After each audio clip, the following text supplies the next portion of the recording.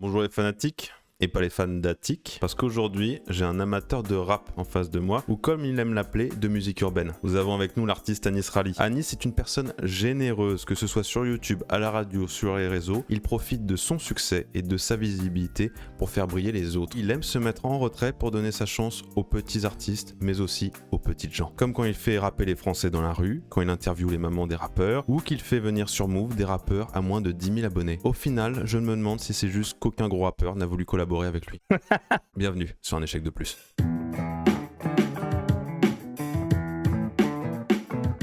Un échec de plus, le podcast exclusif pour tous les fanatiques.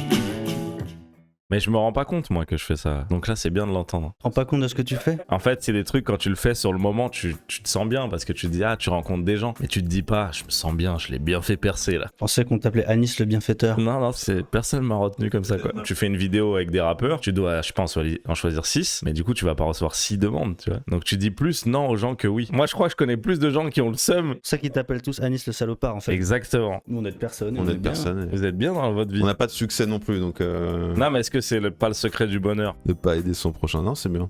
On passe aux questions ouvertes. Tu les as préparées, de toute façon, je te les ai envoyées avant. Ah bon?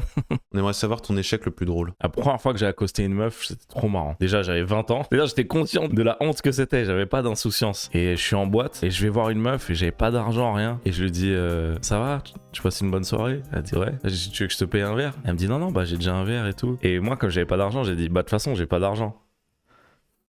Tu l'as prise par surprise. J'ai cru qu'elle allait dire, on a qu'à sortir ensemble. De toute façon, on n'accoste plus maintenant, je crois. Judiciairement, c'est très dangereux. Ton échec le plus gangsta. Bah déjà, moi, je me suis beaucoup battu dans ma jeunesse. Et chaque bagarre, je trouve, c'est un échec, en fait, parce que tu cèdes un peu à la violence. Nous, on considère que c'est un succès. Ah, ok. Une fois, je me suis battu à cause du soleil. Ouais, ça, c'est classique. J'attendais le bus à Paris-Nord, à Aulnay-sous-Bois, dans le 93. Et en fait, il y avait le soleil dans mes yeux, comme ça, donc j'étais comme ça. Et un gars, il vient me voir, il me fait de l'ombre d'un coup, grand Renoir et tout. Il me dit, pourquoi tu me regardes mal comme ça? À cause du soleil, il pensait que je regardais mal. Mais comme moi j'ai de la fierté, j'étais en mode vas-y, bouge là et tout.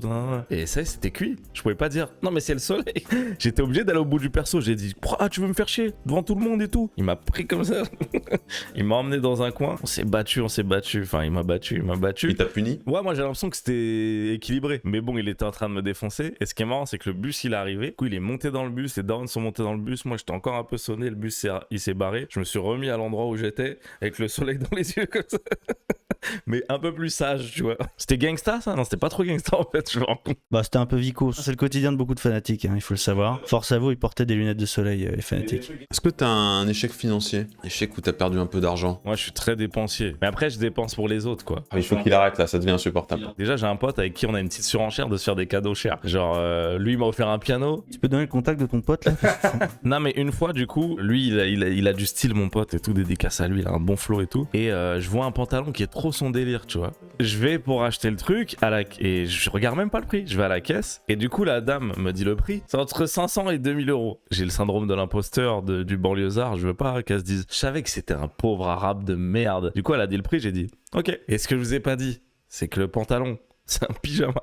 Non. Ouais, mais comme il y avait du flow, moi, je savais pas que c'était un pyjama. Après, c'est un peu la faute de la société. T'as mis une image où tu t'es dit, je dois pas passer pour l'arabe de cité. Exactement. C'est le racisme, en fait. C'est le racisme. Cette dame était raciste. On passe à la question du fan? Ça, c'est ma séquence préférée. Je laisse faire. Tu mets lecture. T'es barre. Salut Anis! Et non, je ne suis pas un fan, c'est moi, ton agent artistique. Comme j'ai vu que tu me répondais pas par mail ni par WhatsApp depuis une semaine, je me permets de te faire une petite vidéo. On a reçu une offre d'une association qui politiquement... Enfin bref, c'est une association qui aimerait que tu reprennes un de tes formats phares. Voilà, alors petite différence juste, ils aimeraient bien changer le titre. Ils aimeraient appeler ça les rappeurs sont-ils français? Voilà, c'est encore en négociation, mais voilà. Ce serait exactement comme ton format d'avant, hein. Exactement pareil. La seule petite différence, c'est qu'au lieu d'aller voir des Français dans la rue pour leur demander de rapper, là tu irais voir des rappeurs pour leur demander s'ils sont français. Voilà, ce serait un petit contrôle d'identité que tu ferais. Je sais ce que tu penses, c'est pas exactement dans la ligne éditoriale ni dans ta morale de faire ça, mais jette quand même un petit œil au budget. Je t'ai envoyé par mail, gros bisous. Super. Mon agent, il date. Non, ça me parle pas vraiment, ouais. Déjà, moi, je suis pas trop reprendre les trucs qu'on marchait, etc. et tout. T'as fait combien de vidéos, les rappeurs C'est vrai que j'en ai fait beaucoup, je crois que j'en ai fait 8. En vrai, j'en ai fait 8, mais t'as même pas idée des gens qui me demandent encore. Je pense que j'aurais pu en faire 50. Il y a des gars à Limoges, ils me disent, t'es pas venu à Limoges? Il y a des raisons aussi. Personne va à Limoges. C'est pas ça, c'était pas. Je voulais pas faire du Limoges bashing, je voulais dire que les villes de la taille de Limoges, il y a moins de chances que je les fasse. Mais encore plus Limoges. T'es déjà allé à Limoges? Non, C'est bien ce que je pense. il y a des gens qui m'ont dit ça. Va le faire à New York. Le format, il s'appelle Les Français savent-ils rapper? Bah, faut trouver des Français à New York, c'est quoi le problème? Des gars en start-up et tout. Yo, je travaille à Facebook. T'as quoi contre les mecs qui montent des startups? J'ai rien du tout, c'est juste que Kerry James, il a fait un son sur les startups, ouais. Kerry James, il rappe moins bien depuis qu'il a une petite start-up là. C'est un raté, Kerry James? Non, parce qu'il a accompli plein d'autres trucs, Comme comme une discographie de qualité. un film sur Netflix? Alors là, c'est moins mon délire. Je regarde pas les films sur la banlieue, sinon je m'énerve. T'aimes pas les banlieues? T'aimes pas les banlieues? Si, j'aime pas juste comment ils nous dépeignent. Bon, on va changer de sujet parce qu'on n'est pas d'accord sur les films de banlieue. On passe aux questions cash. Tu réponds par échec ou réussite. Booba. C'est à la limite, hein, mais il est un tout petit peu réussite pour l'instant. Être l'ami de Freddy Gladieux. Réussite. L'album de rap de Mr V. Réussite, le premier. Faut pas écouter le deuxième. T'as j'avoue. pas écouté le deuxième? Je soutiens pas les frères. Reformer multiprise avec nous.